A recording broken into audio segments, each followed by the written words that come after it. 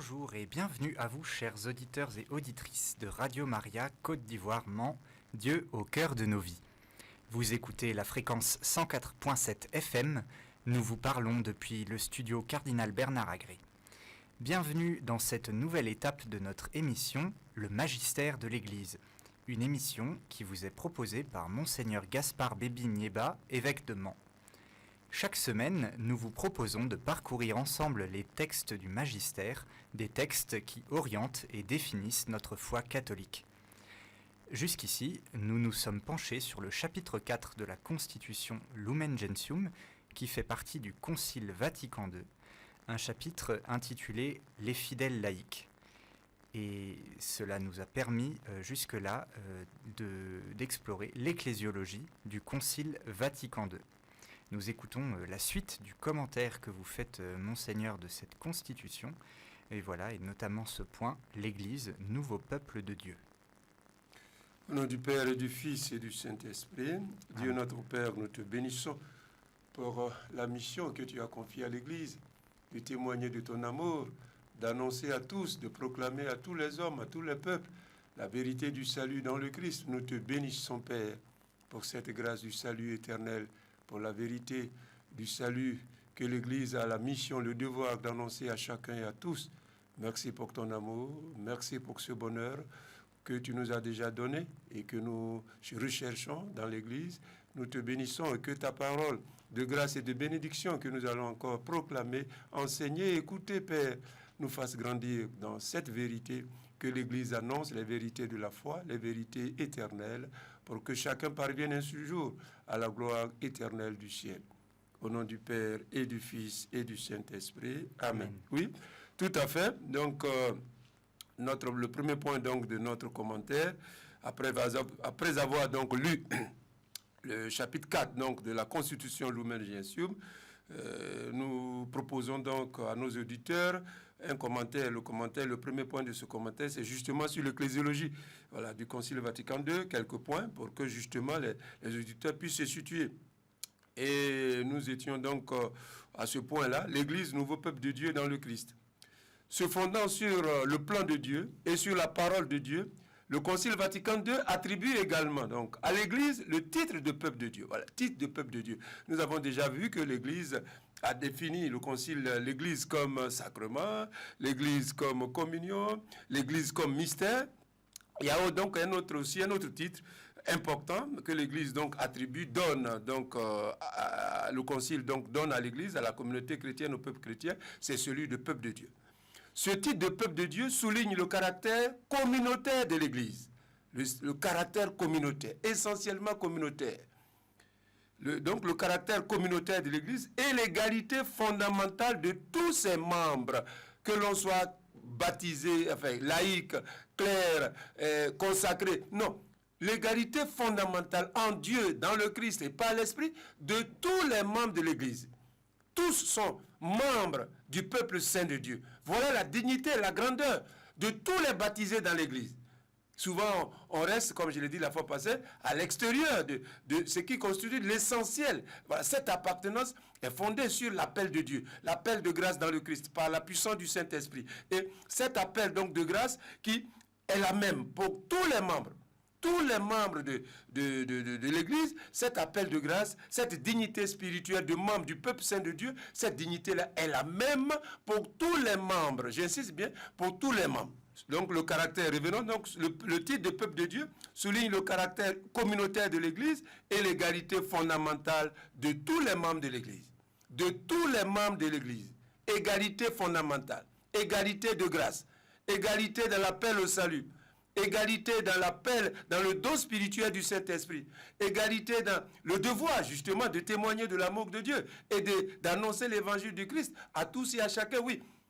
Égalité fondamentale de tous les baptisés. Cet aspect, souvent, il n'est pas encore bien enseigné, bien perçu, bien connu. Voilà, dans l'Église, que ce soit par les clercs même, ou que ce soit aussi de la part des laïcs, des fidèles laïcs, oui. Non, égalité fondamentale de tous les membres dans l'Église. Car le salut vient de Dieu. Celui, je l'ai dit, c'est un appel de Dieu. Voilà, c'est une appartenance, une union au Christ. Voilà. Et se définit comme communion intime des hommes, des croyants avec Dieu. Voilà, c'est ce que j'ai dit, union au Christ. L'union au Christ. Voilà. Le salut se définit fondamentalement à partir du Concile Vatican II comme union au Christ. Et cette union est la même. L'union au Christ de Monseigneur Bébi est exactement la même que l'union au Christ de l'enfant qui est baptisé. C'est la même union. Nous sommes unis de la même manière au Christ.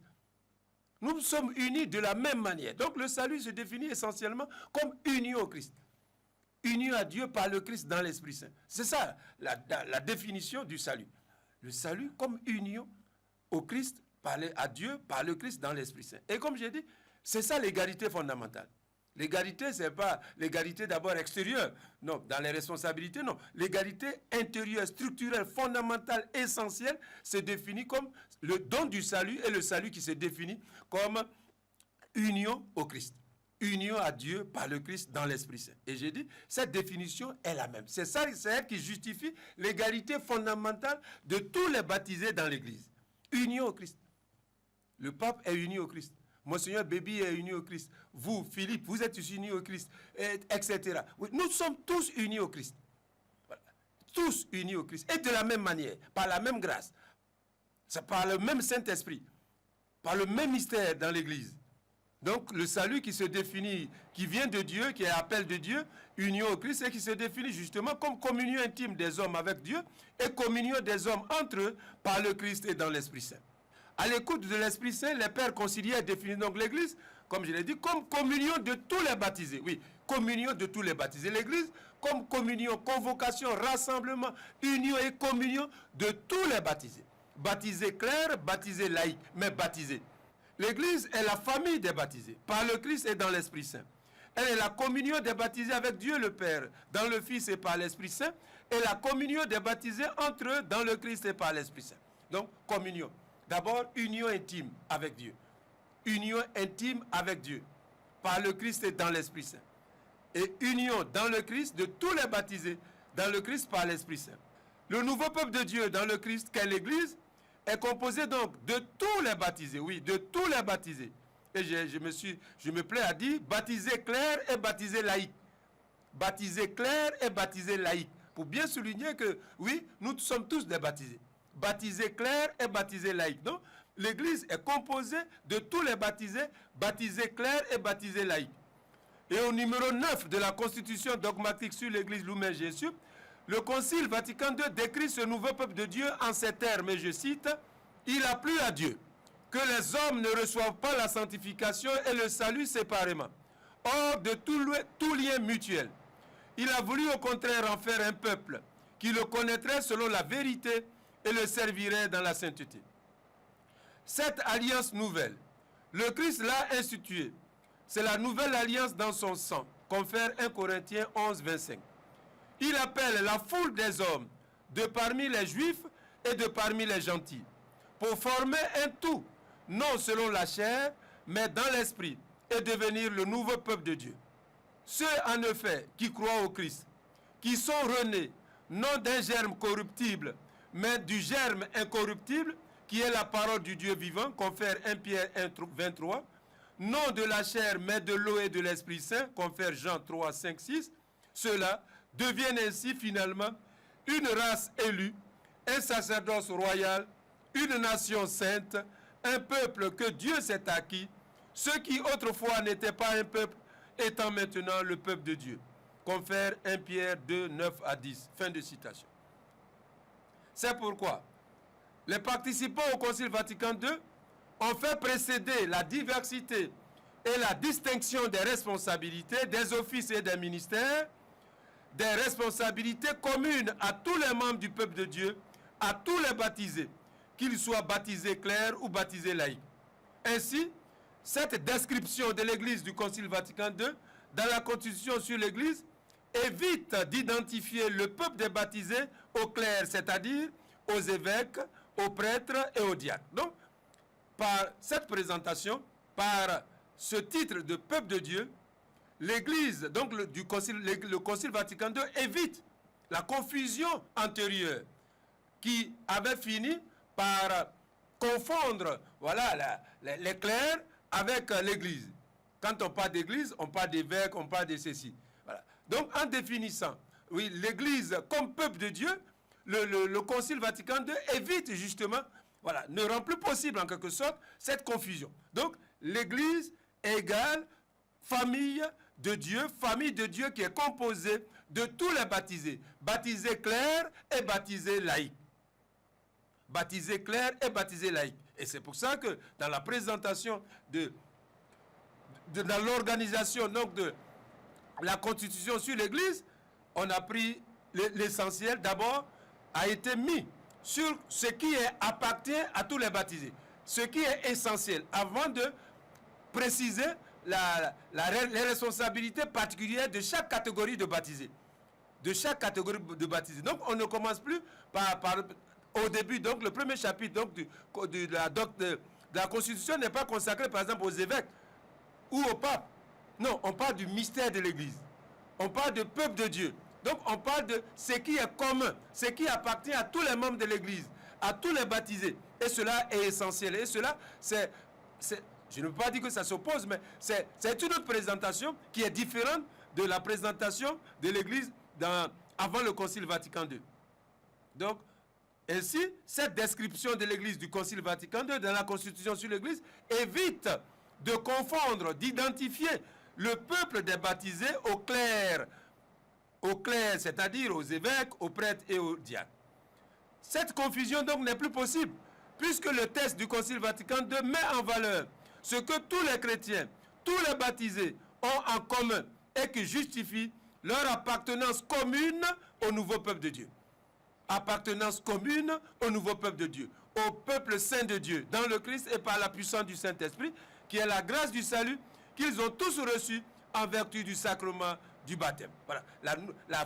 Donc le baptême est valorisé ou suivi, révalorisé dans le Concile Vatican II. Voilà. Le baptême, la grâce du baptême que tous ont reçu dans l'Église est vraiment l'élément essentiel, fondamental pour comprendre le titre de peuple de Dieu. Donc le baptême. La confusion n'est plus possible. Et donc, tous les baptisés, clercs ou baptisés laïcs, doivent le savoir et ne plus faire aujourd'hui encore la confusion, parce qu'il y a les habitudes qui sont là et qui résistent quelquefois à l'enseignement du Concile Vatican II. Non, égalité fondamentale. Égalité fondamentale de tous les baptisés dans l'Église, en vertu de la grâce du baptême que tous ont reçu. Si vous avez reçu le baptême, vous êtes même chose que l'évêque, dans la grâce du salut, dans l'union au Christ. Oui, vous êtes ça. Donc vous voyez, le Concile invite donc tous les baptisés, donc tous les membres de l'Église à aller en profondeur pour découvrir vraiment le mystère de l'Église et le mystère de notre appartenance à l'Église, de chacun à l'Église, qui est union à Dieu par le Christ et dans l'Esprit. Voilà ce qui justifie et fonde l'appartenance, la commune appartenance de tous les baptisés à l'Église. Plus de confusion. Il faut éviter la confusion. De réduire, de confondre les évêques à l'Église, les prêtres à l'Église. Non. Il faut éviter ça désormais. Il ne faut plus le dire. Que ce soit dans le comportement, dans la démarche, ou même dans les relations, ou dans l'organisation, ou dans le fonctionnement de l'Église, il faut éviter cette confusion. Il faut éviter. Cette confusion au niveau théologique n'existe plus à cause du cause. Mais dans le comportement, dans les relations, dans l'organisation de la fonction, dans le fonctionnement, il peut y avoir encore cette confusion. Que ce soit de la part des clercs eux-mêmes ou que ce soit de la part des laïcs eux-mêmes. Donc, il faut éviter cette confusion. Égalité fondamentale de tous les baptisés à l'Église et au Christ grâce à l'union au Christ. Nous sommes tous membres. Égalité fondamentale. Donc, cela nécessite, demande, exige de la part de tous les membres de l'Église une grande conversion. De vision, de cœur, de relation, d'organisation, de fonctionnement, de responsabilité. Tout ça, c'est des conversions essentielles. C'est une conversion spirituelle de la vision, de la perception, d'abord de la communauté chrétienne, mais aussi de la vie, de la nature, de la mission de l'Église dans la communauté. Et j'ai dit, cela est exigeant. Cela implique, comme je l'ai dit, une grande conversion du cœur, de vision, de relation, d'organisation dans l'Église. Il y a beaucoup encore à faire pour qu'on vive pleinement dans l'Église ce que l'enseignement du Concile Vatican II. Il y a beaucoup encore à faire. Il y a beaucoup encore à faire. Donc, par conséquent, tous les baptisés, c'est-à-dire les baptisés clercs et les baptisés laïcs, appartiennent au seul et même peuple de Dieu. Tous sont donc citoyens du peuple saint de Dieu. Tous. Et l'appartenance, je l'ai dit, elle a la même parce qu'elle est union au Christ Jésus. Union au Christ Jésus. Voilà comment le Concile décrit le sens d'appartenance de chaque baptisé à Dieu. C'est union à Dieu par le Christ dans l'Esprit Saint. Les baptisés appartiennent donc à l'Église à titre égal et constitutif, c'est-à-dire à titre égal, je l'ai dit, l'égalité, qui est unie au Christ. Le pape est uni au Christ, moi je suis uni au Christ, vous, Philippe, vous êtes uni au Christ, exactement. Et pour vous n'est pas différent pour moi pour moi. C'est-à-dire, c'est pas parce que vous êtes jeune, laïque, que votre union au Christ serait différente de la mienne, parce que je suis évêque. Non, c'est pas comme ça. Il ne faut pas voir les choses de façon humaine, de façon terrestre, de façon extérieure. Non, c'est selon le plan de Dieu, selon le projet de Dieu, selon la réalisation de ce qui s'est passé dans l'Église. C'est comme ça qu'il faut comprendre l'Église, et c'est comme ça qu'il faut comprendre les relations dans l'Église, l'organisation de l'Église, le fonctionnement dans l'Église. Donc, nous appartenons, tous les baptisés appartiennent donc à l'Église, au peuple de Dieu, à titre égal et à titre essentiel, constitutif. Et selon le plan de Dieu, selon la volonté de Dieu, selon la grâce qui nous a été accordée. Donc cela ne vient pas du vouloir des hommes ou des responsables de l'Église. Comme moi en tant qu'évêque, j'appartiendrai essentiellement à l'Église. Et pour vous, par exemple, puisque vous êtes jeune laïque, ce serait une concession de ma part pour dire, bon Philippe, comme je vous aime un peu, bon je souhaite que vous soyez... Non, c'est pas, l'Église n'est pas association c'est pas une confrérie. L'Église n'est pas une confrérie de ceci, cela. Non, c'est le plan de Dieu qui se réalise. C'est la volonté de Dieu. Et c'est comme ça qu'il faut comprendre l'Église. Non, l'Église n'est pas une confrérie. Ce n'est pas une association de manière de chat. Non, c'est pas ça l'Église. L'Église est une réalité spirituelle essentielle du plan du salut de Dieu. Du plan de salut de Dieu. C'est pour ça que l'Église a défini comme mystère, comme sacrement, comme communion, que nous avons expliqué. Souvent, il y a cette confusion de considérer l'Église, la communauté chrétienne, exactement comme les associations humaines, corporatives, de confréries, où des amis s'appellent, ils se donnent des petits règlements, des responsabilités, chacun... Non, c'est pas ça l'Église. L'Église est différente. Dans la nature, dans les degrés. Non, c'est parce que c'est une réalité du plan de Dieu. Oui, l'Église, réalité du plan de Dieu. L'Église, la communauté chrétienne, réalité du plan de Dieu. L'Église, réalité du plan de Dieu. Et cela, comme j'ai dit, est fondamental parce que la confusion peut être faite rapidement par tous dans l'Église. Considérer l'Église, la communauté comme j'ai dit, là, une association, une confrérie d'amis, de compagnons, des gens qui se sont estimés et qui eux-mêmes se donneraient des responsabilités. On dit, bon, c'est toi qui es le chef. Philippe, aujourd'hui, c'est toi qui es le chef. Après, demain, on dit, non, c'est Monseigneur Bibique maintenant qui est le chef. Voilà. On pourrait imaginer, penser, présenter, décrire la communauté chrétienne, l'Église. Ce serait justement une grave erreur. Ce serait une grave erreur de penser ainsi l'Église. Non, l'Église est une réalité du plan de Dieu. Du plan de Dieu. Donc, il faut l'inscrire ainsi et voir ainsi l'Église. Alors, ça modifie, ça change totalement tout dans l'Église. Tout, les relations, comme je l'ai dit, l'organisation, le fonctionnement. Non, c'est pas pour... Oui, l'Église, elle est différente. Par sa nature, comme je l'ai dit, par sa vie et par sa mission, différent de tout ce que nous avons dans la vie, dans le monde. Non, différent. Et donc, aussi, à l'intérieur, ça doit être différent. Sinon, ce serait une confusion. Dès lors, les baptisés clercs et les baptisés laïcs sont tous des membres essentiels du nouveau peuple de Dieu. Donc, des membres essentiels. Ce n'est pas facultatif. Des membres essentiels. Et essentiels. Des membres essentiels. Les laïcs sont essentiels à l'Église. Les clercs sont essentiels. Il n'y a pas quelqu'un qui serait facultatif. C'est-à-dire, si lui n'est pas là, bon, l'Église se porterait bien. Serait l'Église. Non. Par la volonté de Dieu. Selon le plan de Dieu. Je dis encore, ce n'est pas une concession des autorités ecclésiastiques aux autres fidèles, aux autres membres. Non, c'est par la volonté de Dieu. C'est selon le plan de Dieu révélé dans le Christ, inauguré dans le Christ, dans l'Esprit Saint. Donc, tous sont des membres essentiels. Tous les baptisés sont des membres à part entière de l'Église, peuple de Dieu.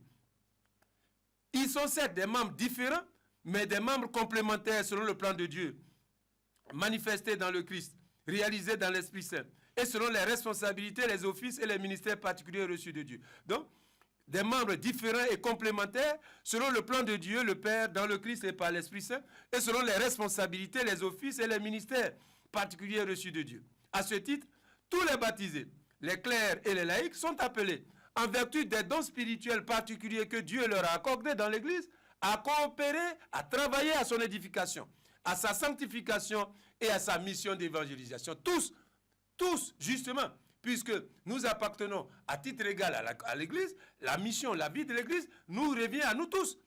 À nous tous. Donc, tous les baptisés ont le devoir, le sacré devoir, de travailler à l'édification de l'Église, le peuple de Dieu, dont ils sont les membres à part entière, de plein droit. Voilà, membres de plein droit. Voilà. Et donc à son édification, à sa construction, à sa sanctification et à sa mission d'évangélisation dans le monde. Au numéro 32 de la Constitution dogmatique sur l'Église, Lumen Gentium, le Concile Vatican II déclare à justice, et je cite, « Il n'y a donc qu'un peuple de Dieu, choisi par lui. Il n'y a qu'un Seigneur, une foi, un baptême. » Éphésiens 4, 5. Commune est la dignité des membres du fait de leur régénération dans le Christ. Commune la grâce d'adoption filiale. Commune la vocation à la perfection. Il n'y a qu'un salut, une espérance, une charité sans division. Voilà, fin de citation. Donc, au numéro 32 de la Constitution. Donc, c'est clair. Il n'y a qu'un peuple de Dieu, choisi par Dieu. Choisi par Dieu. Voilà, ce n'est pas quelqu'un qui vous choisit. Ce n'est pas l'évêque qui vous a choisi et qui vous a appelé à l'église. Non, c'est Dieu qui a appelé chaque baptisé dans l'église à être membre de cette église, ce peuple saint. Donc, l'église appartient à Dieu. L'église appartient à Dieu. À l'origine, au milieu et à la fin, oui, elle appartient à Dieu. L'initiative est de Dieu. Elle appartient à Dieu. Donc, il n'y a qu'un seul peuple de Dieu, choisi par Dieu. Il n'y a qu'un Seigneur, une foi, un baptême. Commune est la dignité des membres. Commune, c'est le concile qui dit, moi je ne fais que lire. Commune est la dignité des membres du fait de leur régénération dans le Christ. Commune la grâce d'adoption filiale. Commune la vocation à la perfection. Il n'y a qu'un salut, une espérance, une charité sans division. Fin de citation. Cette affirmation donc du concile se fonde aussi sur le don spirituel du Saint-Esprit que Dieu a accordé à tous les membres de l'Église, c'est-à-dire aux baptisés clercs et aux baptisés laïcs. Dieu a accordé le don du Saint-Esprit à tous les baptisés sans exception. Et l'apôtre Paul dit, l'Église justement est le temple du Saint-Esprit. Le cœur de chaque baptisé a reçu le Saint-Esprit. À ce propos, la Constitution dogmatique sur l'Église déclare au numéro 4, et je cite, le Concile dit donc, l'Esprit Saint habite dans l'Église et dans le cœur des fidèles, comme dans un temple, dans le cœur des fidèles, de chaque fidèle. C'est clair. Donc, l'Esprit Saint n'est pas donné seulement aux clercs. Il ne serait pas donné à Monseigneur Bébi et puis les autres. Non. C'est le Concile qui dit numéro 4. L'Esprit Saint habite dans l'Église et dans le cœur des fidèles, comme dans un temple. Confère 1 Corinthiens 3, 16, 6 à 19. En eux, ils prient et attestent leur condition de fils de Dieu par adoption. C'est merveilleux. Donc, nous tous, vous et moi, Philippe, nous avons reçu, à titre égal, le don spirituel du Saint-Esprit. À titre égal. C'est le même esprit que nous avons reçu. Mon esprit n'est pas différent du vôtre. Non. Ou bien pour vous, en tant que jeune laïc, n'est pas inférieur à ce que moi j'ai reçu. Non. Souvent, comme je l'ai dit souvent, nous, les réalités spirituelles, nous les imaginons comme des réalités humaines, terrestres. Voilà. On dit comme c'est l'évêque, lui, son esprit doit être différent, c'est gros. Et puis pour vous, comme vous êtes jeune laïc, peut-être pour vous, là, ce serait minime. Voilà. On peut s'imaginer les choses de Dieu, les réalités spirituelles et éternelles, en termes de réalités purement humaines, sociologiques. Non, ce n'est pas de cela qu'il s'agit. Voilà. Donc, l'Esprit Saint habite dans l'Église et dans le cœur des fidèles comme dans un temple. En eux, ils prient et attestent leur condition de fils de Dieu par adoption. Et cette Église qu'il introduit, donc l'Esprit, dans la vérité tout entière et à laquelle il assure l'unité dans la communion et du service. Il l'équipe et la dirige grâce à la diversité des dons hiérarchiques et charismatiques. Il l'orne de ses fruits. Fin de citation. Donc, le numéro 4. Vous voyez, c'est beau. Donc, l'Esprit Saint est donné à toute l'Église. Mais l'Esprit Saint est donné aussi aux baptisés, aux croyants. À titre égal. C'est le même Esprit Saint que nous avons reçu. C'est le même Esprit Saint. C'est le même Esprit Saint que nous avons reçu. Donc, tous les baptisés, donc clercs et laïcs, participent donc par la grâce du baptême et le don de l'Esprit Saint à la vie de Dieu. À la vie de Dieu le Père par le Christ dans l'Esprit Saint au titre d'enfants adoptifs de Dieu, de citoyens du peuple de Dieu, de membres du corps du Christ. Donc, citoyens du peuple saint de Dieu, membres du corps du Christ. Quel honneur, quelle dignité, quelle grâce. Nous sommes tous membres. Nous formons, c'est trop. Donc, nous formons, oui, ce mystère qui est le corps du Christ. Et chacun de nous est membre de ce corps. Chacun de nous est membre de ce corps. Chacun de nous, c'est la dignité spirituelle, la sainteté, la vie de Dieu, la vie divine du Fils qui transparaît, qui nous est communiquée, conférée. Et elle est la même, la vie divine, la vie de Dieu. Elle est la même. Et elle nous est donnée. Donc, chaque baptisé est enfant de Dieu, fils adoptif, fille adoptive de Dieu, citoyen ou citoyenne du peuple saint de Dieu, membre du corps saint du Seigneur Jésus ressuscité. Cette participation donc de tous les baptisés clairs et laïcs à la vie divine du Père par le Fils dans l'Esprit justifie et explique leur appartenance essentielle au nouveau peuple de Dieu et leur égalité commune dans l'Église. Voilà, c'est ce que j'ai dit. La vie de Dieu nous est donnée par notre union au Christ. Et cette union au Christ est la même. Elle est la même pour tous les baptisés. Et donc la vie divine, nous la recevons à titre égal. La vie divine. Parce que l'Église, c'est ça. Communiquer, donner la vie de Dieu, la vie divine à tous les hommes grâce au baptême, et l'Église est au service de ça. Donc au numéro 2 de la Constitution dogmatique sur l'Église, le Concile écrit à ce propos, et je cite, « Le Père éternel, par la disposition absolument libre et mystérieuse de sa sagesse et de sa bonté, a créé l'univers. Il a décidé d'élever les hommes à la communion de sa vie divine. » Voilà ce qui fait l'Église. Voilà la valeur et la différence de l'Église avec les autres associations humaines. C'est la vie divine. Élever Dieu le Père, voilà le projet de Dieu, le plan de Dieu. Élever tous les hommes à la communion de sa vie divine. Voilà la vie divine. La vie divine, c'est ça qui fait l'Église. Sa nature, sa vie et sa mission. Et tout ça, c'est dans la vie divine. Que cela se comprend, que cela se justifie, que cela s'explique, que cela se réalise, que ça s'accomplit pleinement. La vie de Dieu. La vie de Dieu en moi, en nous, dans l'Église. C'est ça, la vie de Dieu. La vie divine. Donc Dieu, le Père, a décidé, c'est beau, j'aime bien ça, d'élever les hommes à la communion de sa vie divine. C'est pour ça que je disais tout à l'heure, que l'Église n'est pas une confrérie de mangeurs de ceci ou une association, non. Parce que la différence, c'est d'élever. L'Église existe pour élever, pour que par elle et en elle se réalise ce grand projet de Dieu, élever les hommes à la communion de sa vie divine. Élever les hommes à la communion de la vie divine. Élever les hommes. Élever les hommes à la communion. C'est le projet de Dieu qui se réalise. Et c'est ça, il ne faut jamais l'oublier. Sinon, ce serait gravement détériorer l'Église, l'appauvrir et même la détruire. Oublier que même si que cette vie, la valeur, l'importance de la vie divine, non, on appauvrirait l'Église. L'Église est là. C'est par elle que la vie divine nous parvient. C'est par là que nous entretenons la vie divine. Et c'est par là que nous sommes conduits vers l'éternité de la gloire qui est plénitude de la vie divine. Donc, la vie divine, voilà le projet de Dieu. Dont l'Église est le sacrement. Élever les hommes à la communion de la vie divine. L'Église est le sacrement de ça. Signe et instrument. Signe et instrument de la réalisation de ce plan de Dieu sur l'humanité. Oui, élever les hommes à la communion de la vie divine. Élever les hommes. Donc l'Église, ce n'est pas une communauté politique. Ce n'est pas ça qui fait l'Église. La communauté chrétienne n'est pas là pour parler chaque jour de politique. Non. Elle doit être là au service pour parler de la vie divine aux hommes. Et montrer aux hommes la voie pour accueillir cette vie divine, comment entretenir cette vie divine en eux, dans le monde, dans la société, et comment parvenir à la gloire de cette vie divine. Voilà ce qui fait l'Église. Souvent, nous, surtout nous qui avons une certaine responsabilité comme les évêques, on peut manquer le but de l'Église. On peut parler d'autre chose que de parler de la vie divine aux gens. On peut parler de beaucoup de choses qui sont bien, mais dont nous ne sommes pas compétents.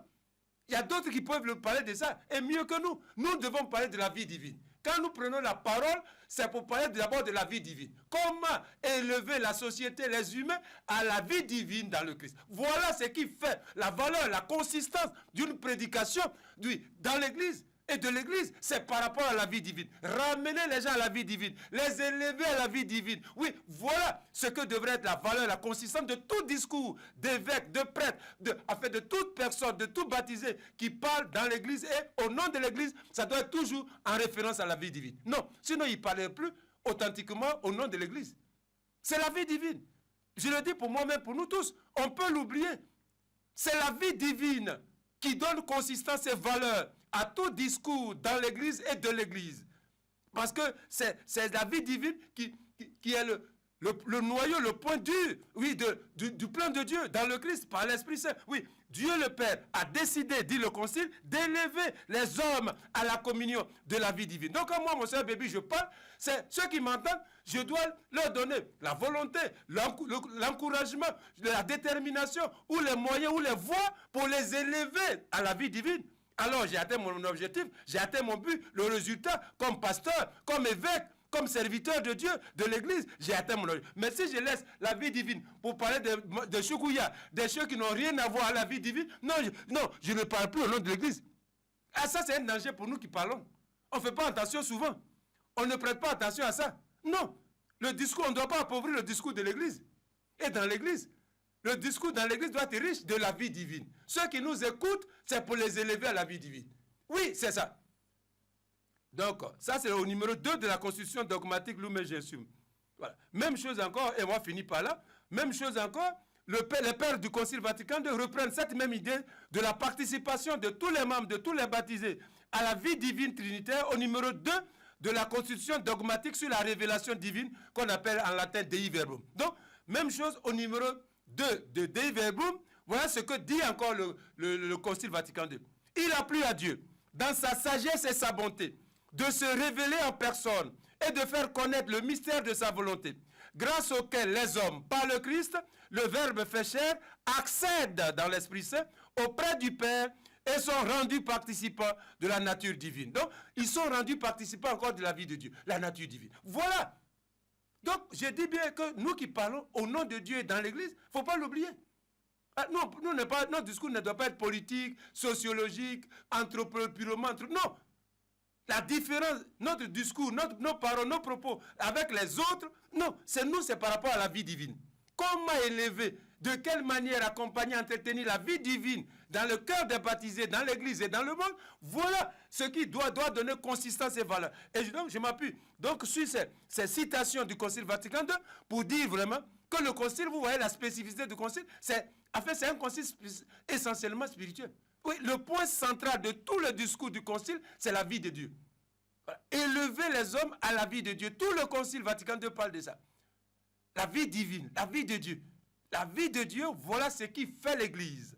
Voilà ce qui fait la vie, la nature et la mission de l'Église. On va s'arrêter là aujourd'hui. Au nom du Père et du Fils et du Saint-Esprit, Dieu notre Père, nous te bénissons. Tu nous envoies Jésus, ton Fils, pour nous communiquer, pour nous donner la vie de Dieu, la vie divine. Nous te bénissons pour cette grâce éternelle. Nous te bénissons pour l'Église dont tu as fait sacrement de cette vie divine et qui, par le monde entier, a le devoir et la mission d'annoncer, de proclamer cette vie divine que tu donnes à l'humanité dans le Christ et par l'Esprit Saint. Père, nous te bénissons.